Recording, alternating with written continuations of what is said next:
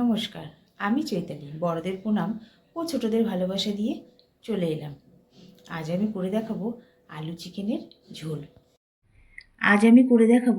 Chicken আলুর ঝোল। আলু চিকেনের ঝোল করতে লাগছে চিকেন, 4টে পেঁয়াজ কুচি এরকম মিহি করে কুচি করে নিয়েছি, টমেটো, আলু, পাতিলেবু, আদা, রসুন, 10-12 কোয়া কাঁচা লঙ্কা, মধ্যে একটু লবণ, পাতিলেবু দেবো, আর পাতিলেবু রস দিয়ে এটাকে ভালো করে ম্যারিনেট করে রেখে দেব অন্তত 30 মিনিটস। ম্যারিনেট করে রাখলে এই যে সলিড চিকেনগুলো বা এমনি যে চিকেন পিসগুলো আছে রান্নার পর খেতে খুব নরম লাগে। কড়াইটা গরম হয়েছে, এর মধ্যে এবার দিয়ে দেবো সর্ষের তেল। এটা গরম হয়ে গেছে, এবার প্রথমে আলুগুলো ভেজে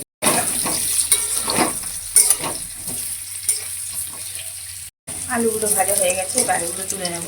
মিক্স হয়ে গেছে, এর মধ্যে একটু হলুদ দিয়ে এবার এইগুলোকে মানে এই চিকেনগুলোকে হালকা করে ভেজে নেব। এবার ভেজে নেব, হালকা করে ভেজে নেব। এতে চিকেনগুলো রান্না করার পর খেতে খুব সফট হবে, আর চিকেনের দিয়ে যে একটা গন্ধ আসে সেই গন্ধটাও আসবে না। এবার চিকেনগুলোকে একটু উল্টিয়ে দেবো। পিঠি ভাজা হয়ে গেছে, এর চেয়ে বেশি আর ভাজবো না।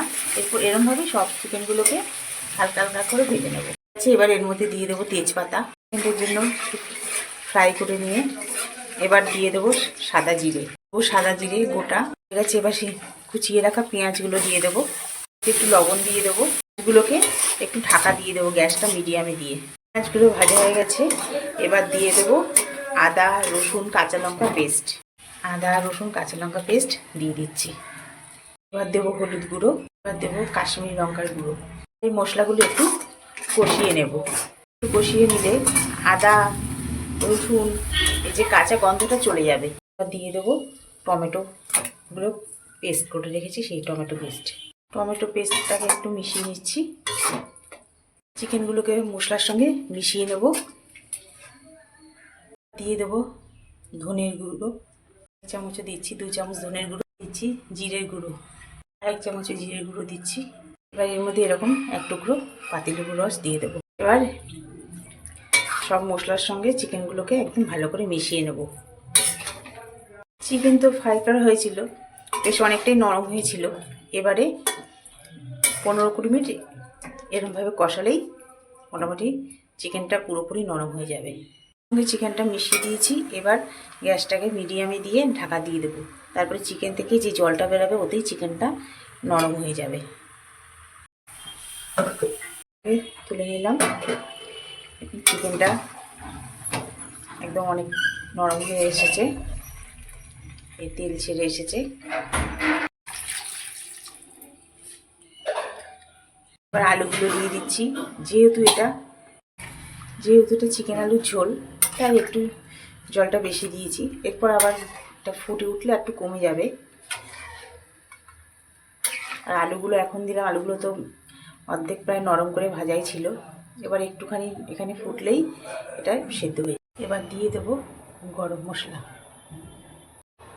মশলাটা দিয়ে দিয়েছি। এবার ঢাকা দিয়ে রেখে দেবো 5 মিনিটের জন্য, আর গ্যাসটাকে মিডিয়ামে দেবো। ঝোলটা এরকম কমে এসেছে, এবার দিয়ে দেবো ধনেপাতা, দিয়ে একটু মিশিয়ে নিয়ে গ্যাসটা বন্ধ করে দেবো। চিকেন আলুর ঝোল আমার রেডি। গরম ভাতের সঙ্গে চিকেন আলুর ঝোল খেতে খুবই ভালো লাগে। আমার এই রান্নাটি যদি আপনাদের ভালো লেগে থাকে তাহলে একটি লাইক কমেন্ট শেয়ার এবং আমার চ্যানেল মনের ইচ্ছেকে সাবস্ক্রাইব করার অনুরোধ রইল। আজকের মতো এই পর্যন্ত, আবার আসবো নতুন কোনো রেসিপি নিয়ে।